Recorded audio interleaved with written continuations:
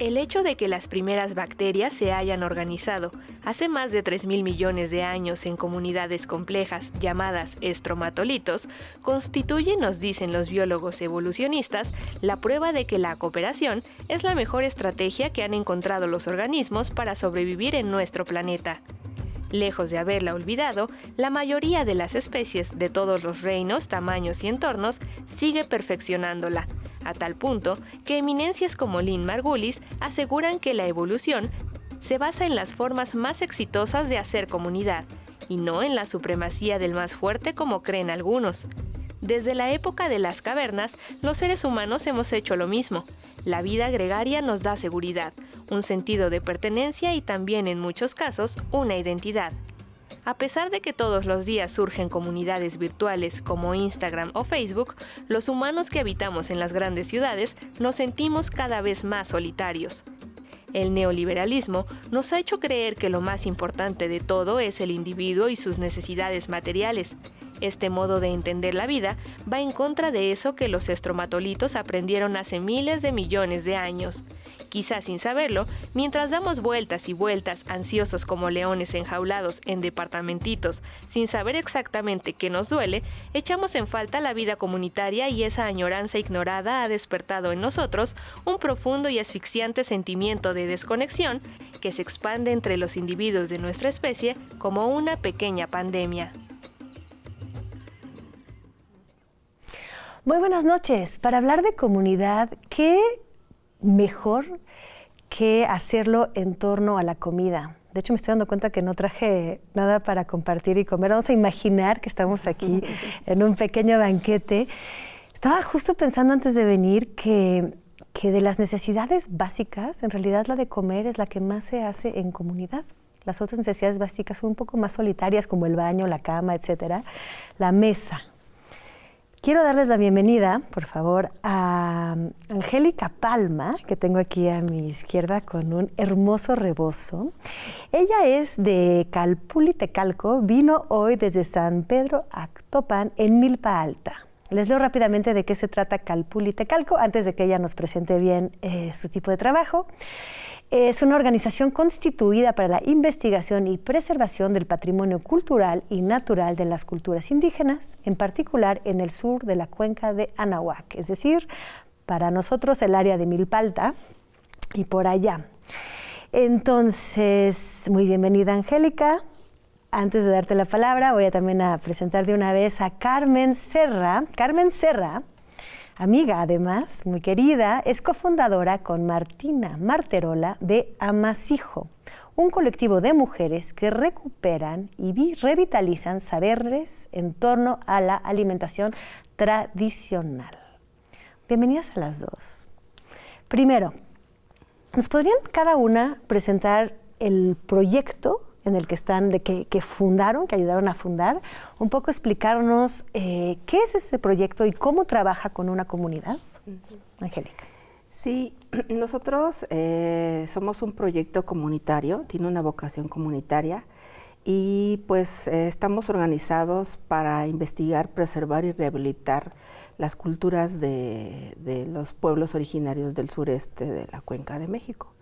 Estamos localizados en Milpa Alta y tenemos intereses particulares sobre las tecnologías antiguas, los sistemas agrícolas que son fundamentales para la vida en este momento y son más contemporáneas que nunca.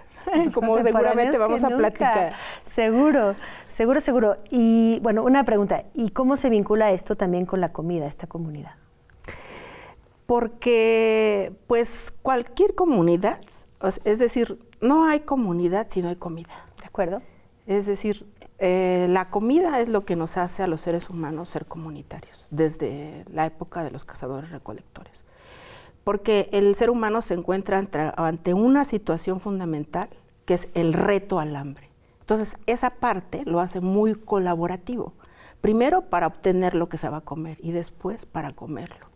Entonces, sin eso, sería impensable la comunidad. Es una parte nodal para hacer comunidad. Totalmente me vinculo con lo que estás diciendo.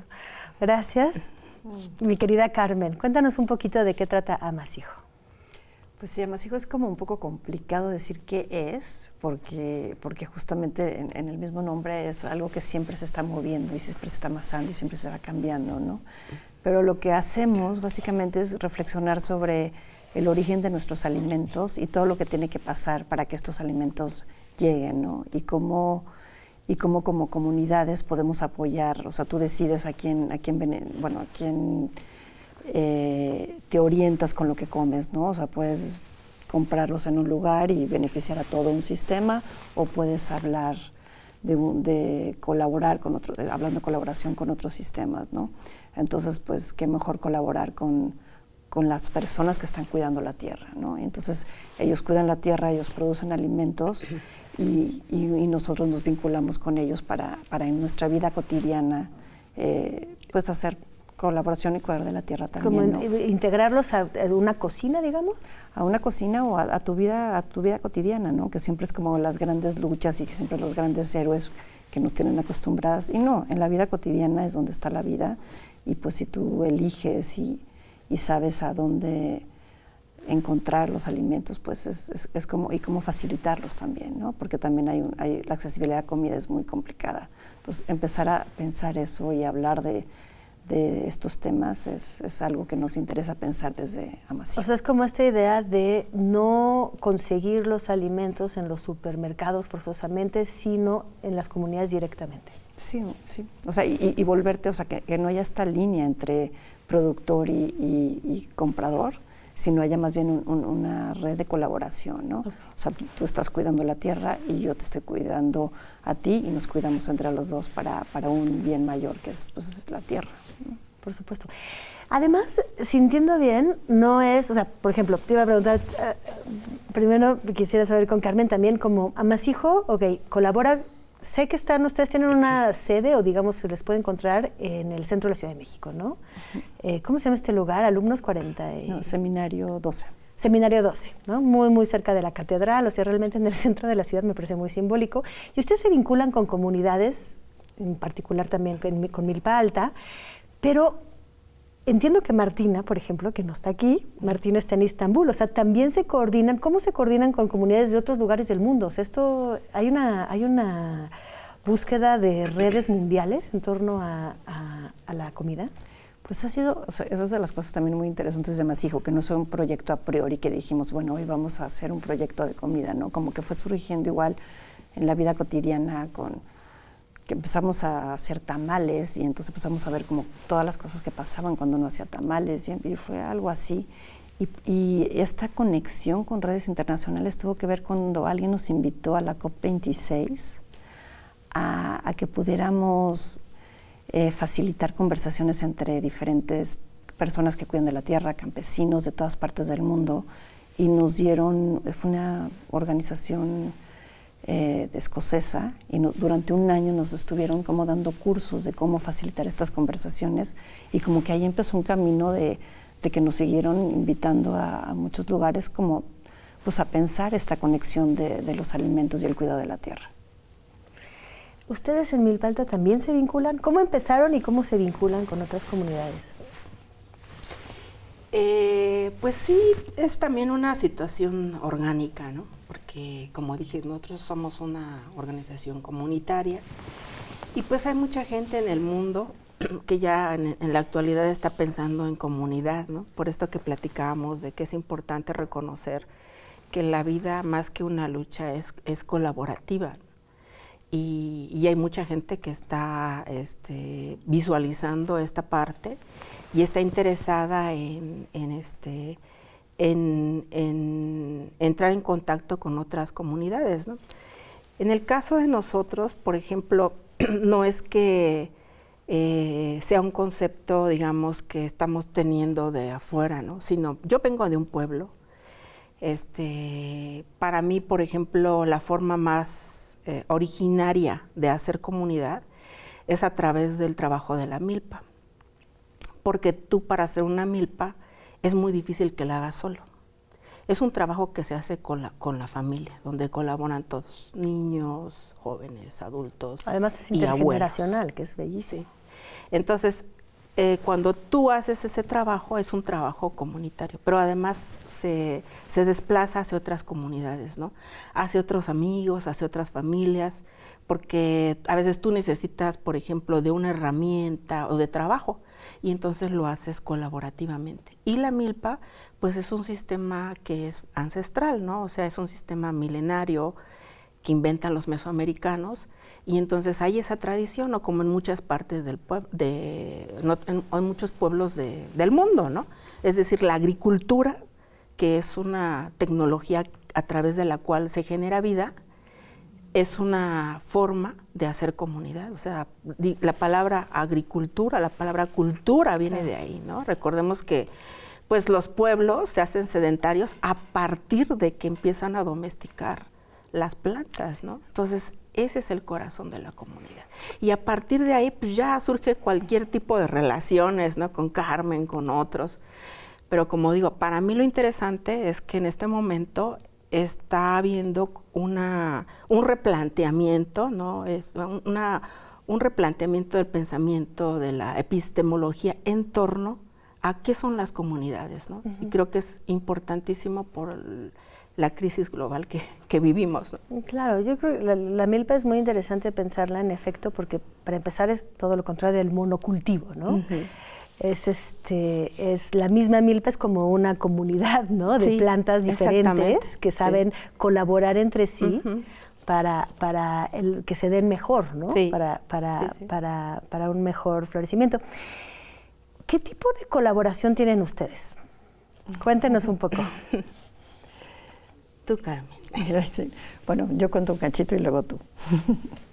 Creo que hay algo que es para mis hijos es muy importante entender que Milpalta es, creo que el último espacio en la Ciudad de México que tiene tierra comunal como forma de habitar, ¿no? O sea que, como Angélica lo va a poder explicar mejor, pero eso como que es impensable para uno que vive en el centro que eso pueda suceder, ¿no? Entonces creo que de las primeras cosas que a nosotros nos llamaban mucho como que cómo aprender esta organización política, ¿no? De cómo te organizas cuando compartes una tierra y que la tierra no es tuya, sino es de todos los que vienen, ¿no? Y cómo cuidarla. Entonces creo que eso es algo muy, muy fuerte, pero originalmente fue por una comisión que nos pidió el Museo Carrillo Gil, que querían hacer algo que tuviera que ver con comida, y nosotros, bueno, qué mejor manera de pensar a la comida como una forma, como un conocer contemporáneo, y dijimos, bueno, ¿por qué no lo organizamos con la comunidad de Milpalta? Y empezamos a conocer a personas de Milpalta, nos invitaron, o sea, muchas de las cosas que además hijo también tiene como pensamiento fundacionales, como que nos tienen que invitar, ¿no? O sea, no podemos nada más así aparecer y llegar. Y en ese momento alguien nos invitó a un curso de hongos y ahí empezamos a conocer gente, ¿no? Y empezamos a escuchar y siempre nos dijeron, si están haciendo algo que tiene que ver con mujeres, con comida, con cuidado de la tierra y con las terrazas agrícolas, que a Martina le interesaba mucho las terrazas agrícolas, tienen que hablar con Angélica Palma, ¿no? Y entonces, pues... Cuando entra Angélica Palma. Los vamos a dejar en este momento en el que entra Angélica Palma, vamos a dejar en suspenso a quienes nos escuchan, porque los vamos a introducir una pequeña pausa y regresamos con la entrada de Angélica Palma en esta ecuación. Nos vemos en 2 minutitos.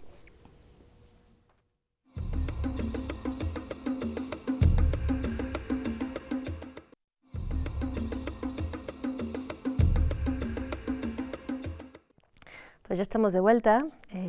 Supongo que a algunos les dimos hambre y ya fueron a su refrigerador y están ya comiendo algo mientras platicamos. Angélica, te encontraron. ¿Y cómo te vinculaste con Amasijo? ¿Cuál fue la propuesta que hicieron entre todos? Todas, más bien, ¿no? Mucha mujer aquí. Pues sí, Carmen y Martina nos platicaron sobre su proyecto y creo que hubo ahí algo de identidad que es la cocina. Que me encanta a mí cocinar, o sea, tengo esta tradición de familia, de mi abuela, de mis abuelas, de mi madre, y pues hubo ahí esa parte, ¿no? Y creo que en los pueblos la gente somos muy abiertos, y le decía un día a Carmen que platicaba de su proyecto, pues que ojalá que pudiéramos realmente fortalecer los lazos de confianza y amistad, ¿no? Claro. Porque a través de eso es como, digamos, puedes pues pasar como a otro estadio y generar cosas conjuntamente, ¿no? Y entonces, pues ese fue el camino, a través de la comida fuimos generando estos lazos, y pues en el camino pues encontramos otras coincidencias, ¿no?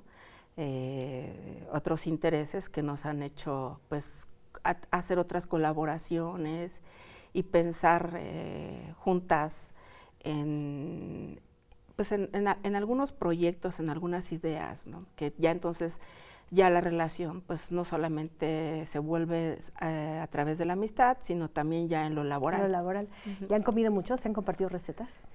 Sí, sí, hemos compartido, y sobre todo creo que mucho la comida es la improvisación, ¿no? Así nace la comida, y es una cosa que también me encanta de Carmen y de Martina, que improvisan. Me gusta también de ellas que realmente sí son cocineras, o sea, van al campo, ponen su tlecuil, o sea, no tienen miedo de cocinar en cualquier lugar, ¿no? Creo que eso es algo fundamental, que bueno, con lo que hay se puede preparar algo, cocinar, ¿no?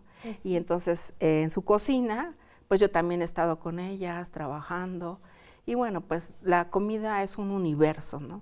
Que pues nos remite a muchas posibilidades de conversación, exacto, a muchos retos, a muchos temas de investigación. Entonces ese ha sido como el punto de reunión para nosotras. Claro, porque a ver, cuando se piensa en alimentación hoy en día, probablemente ustedes no, porque están en este mundo tan rico, ¿no? Tan nutrido. Pero cuando se piensa en alimentación, en las revistas de moda y de salud, el foco está en el individuo, ¿no? En su peso, ¿no? En su salud, que si en su corazón, que su ingesta calórica, que las vitaminas, ¿no? Aquí hay otro acercamiento, que es un acercamiento en colectivo. No es tanto lo que sucede con el individuo, sino cómo se tejen las comunidades a partir de la cosecha, la recolección. ¿Dónde dijeron usted dónde se forma más comunidad? ¿En la cosecha, en la recolección de los ingredientes, en la cocina, en las recetas compartidas o ya en la mesa? Pues yo creo que en todo, ¿no? Es un proceso. No creo que haya como realmente, yo no podría decir, no sé qué pienses tú, Carmen. ¿Hay una parte que disfruten más?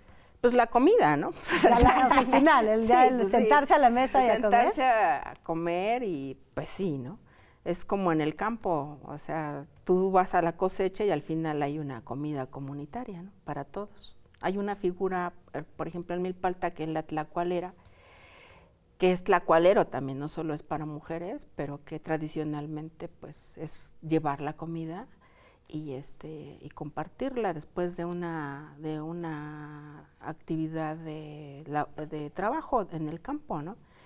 Y bueno, pues esta figura del tlacualero, la tlacualera son personajes realmente en las comunidades, ¿no? Porque no solamente llevan la comida, que en las comunidades el compartir es muy significativo, sino son personas muy sabias que saben mucho sobre herbolaria, saben leer el tiempo, le piden al tiempo, es decir, son personajes que todavía hasta hoy subsisten. Por ejemplo, mi mamá es tlacualera, ¿no?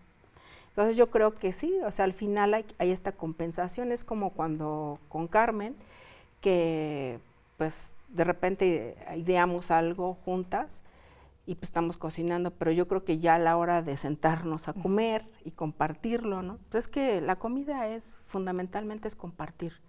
No, incluso la gente cuando vive sola luego se cocina de una manera, pero cuando está otra persona, pues es importante agradar al otro, ¿no? También a través de la comida. Cuando cocinas sola o cuando cocinas en colectivo, ¿cocinas diferente, Carmen?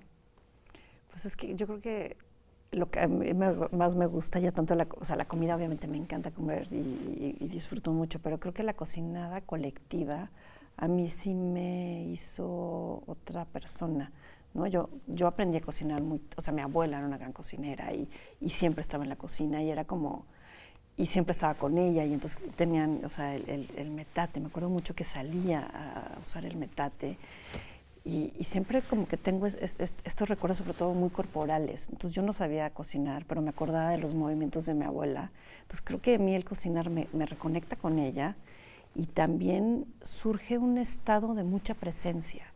Y estás deshojando quelites o estás el pollo deshebrando, lo que estés haciendo, el cuerpo está muy presente. Entonces la escucha se vuelve mucho más presente. La escucha. Claro, entonces, el hecho del trabajo manual, ¿verdad? Ajá. Y entonces empiezas a decir cosas que a lo mejor nunca las hubieras dicho en otros espacios. Estás súper contenida y puedes tener conversaciones quizá complejas o cosas que nunca se habían dicho. Y en esta cocina que tenemos en el centro, que es una cocina colectiva, pero digamos que esa ya tiene un año, pero antes era como poderte encontrar y sentirte contenida y sanada, ¿no? O sea, como algo muy, sí, de escucha y de amor. Entonces yo disfruto enormemente esos procesos. Y yo soy la que menos cocino bien. O sea, todas estas mujeres con las que cocinamos son unas genias. A mí me ponen a hacer las cosas más fáciles, pero sales de ahí muy, muy sanada, ¿no? Claro. ¿Tú? ¿Hay una diferencia en la parte colectiva y en la parte individual de toda esta recolección y de toda esta cocinada? Pues quizás un poco como dice Carmen, a veces se presta para la introspección, ¿no? Para pues reflexionar, meditar. Pero en general, pues me parece que es una actividad en la que es muy relajada, es muy lúdica. Uh-huh. Tú conectas la mente con las manos, y yo creo que ese es como algo fundamental, ¿no? Es como lo que hace la diferencia en muchos aspectos de la vida, ¿no? Por decir, si vas a defender al territorio, la mejor forma de defenderlo es haciendo agricultura o conservando tu bosque. A ver, ¿cómo es eso? ¿Por qué proteges si haces agricultura? Pues porque, como dije, voy a hablar de la milpa, ¿no? Que es mi experiencia. Y como tú decías, ¿no? O sea, efectivamente la milpa es una imitación de un ecosistema, pero inventada por la humanidad, que hace posible la interacción entre muchas plantas, animales, etcétera, y que está pensada es una forma de relacionarnos amablemente con el medio ambiente. No es una tecnología violenta, es una forma, es una tecnología que es para dar vida, ¿no? Entonces, pues a mí me parece eso fundamental, porque es una forma en la cual tú estás habitando y pensando y relacionándote con el territorio de una forma muy diferente, ¿no? No es individual, o sea, ni siquiera es humana, sino va más allá, ¿no? Te da una lectura del suelo, del clima, de los animales. Es una comunidad mucho más amplia que la humana, es como el ecosistema completo. Exactamente. Entonces, ¿y es político todo esto? ¿Se puede hacer política a partir del cuidado de la siembra, del cuidado de las plantas? Pues se ha vuelto político. Yo digo, se ha vuelto político porque pues en un momento fue pensado con una cuestión muy concreta, que era esta situación del hambre, ¿no? De tener una respuesta a eso y de preservación, ¿no? O sea, este conocimiento es importantísimo porque rebasa lo humano, ¿no? O sea, no es antropocéntrico, es comunitario, esa es la diferencia. Y es una posibilidad diferente de relacionarnos con el medio ambiente, porque en la actualidad ese tema de la relación con la tecnología y el medio ambiente es muy individualista. Sí. Por eso es la tecnología ahora muy violenta. Y en este sentido no, es una forma diferente de entendernos aquí, ¿no? Sí, esta cosa como el sistema, ¿no? A mí de las cosas que más me ha impresionado es como que ponen como que siempre se puso el foco en el maíz, ¿no? O en la papa, o sea, como el resultado, y no se habla como de los procesos para generar suelo, los procesos más sistémicos. Claro, se habla de que ahora vamos a tener un chorro de maíz para acabar con el hambre, pero no se dice las consecuencias del cómo se obtiene ese maíz. ¿A eso te refieres? A eso me refiero, y se exportan tecnologías o sea, no se exporta la tecnología, se exporta el objeto maíz, ¿no? Y entonces ahora sí todos estos grandes cultivos. Ahorita estuvimos en Finlandia y obviamente hay muchísimo maíz, pero es maíz crecido, que tiene que crecer en 3 meses porque entonces llegan las heladas y es para alimentar animales y es como nada que ver con la cosmovisión de la milpa, ¿no? Entonces, ¿cómo regresamos a la milpa ya que la milpa nos eduque? Eso es algo como que de los o sea, sí hay que hacer marcha atrás. O hay que hacia tener adelante. experiencia, ¿no? O sea, hacer experiencia de lo que... Y eso ya está demostrado. Es decir, es una tecnología que siendo milenaria sigue siendo eficiente porque pues, todos comemos un tamal, una tortilla. O sea, es decir, bueno, a pesar de toda la ideologización que han privilegiado otro tipo de alimentos, ¿no? Por ejemplo, pongamos el ejemplo del pulque, que es una planta asociada al sistema de milpa. Hubo una campaña tremenda de desprestigio hacia el pulque, favoreciendo la cerveza, ¿no? Y no se diga el maíz. O sea, antes quien comía maíz y frijol estaba asociado a la pobreza, ¿no? O sea, ha sido un boom. Y a pesar de eso, la eficiencia es tan concreta que seguimos comiendo eso. Ya ahorita ya los discursos y las narrativas cambiaron. Entonces, como que el maíz, ¿no? Es el frijol, es los que superalimentos, ¿no? Superalimentos. Sí. Bueno, es que es el fin del programa, pero ya cerramos. Que no es trivial, ¿no? O sea, que en los 50 hubo esta política de vamos a nutrir a los mexicanos porque con maíz y tortilla, maíz y frijol no van a ser inteligentes, y es cuando justamente se traen a todas las vacas a Veracruz y toda la deforestación de Veracruz surge por estas ideas nutricionistas, ¿no? Que hablabas tú. Sí. Entonces, ¿cómo realmente entender? Pasó lo mismo con la leche alimentación, materna. Exacto. O sea, hubo un tiempo en que según no era bien vista y después resulta que... Sí, hay que regresar hacia... O sea, la tecnología de repente se desvinculó, ¿no? De los procesos cercanos a la tierra, al cuidado y a las comunidades. Pues muchas gracias. Yo creo que la gente los puede encontrar, ¿no? Fácilmente como Amasijo, Colectivo Amasijo. Y Calpulitecalco. Calpulitecalco. Y muchas gracias, señoritas. Señoras, gracias por la invitación. Gracias por la invitación. Venir a platicar de comida. Vámonos a comer. Sí. No, de verdad. Va. Ay, no, se me olvidó presumir que me regalaste mi camisa de secas. Tú tienes la de lluvias, nada más que la dejamos ahí guardada porque ahorita estamos en secas. ¿De acuerdo? Es cierto, ¿no? Totalmente. Sí. Bueno. Gracias, hasta luego y nos vemos el próximo programa, el próximo viernes.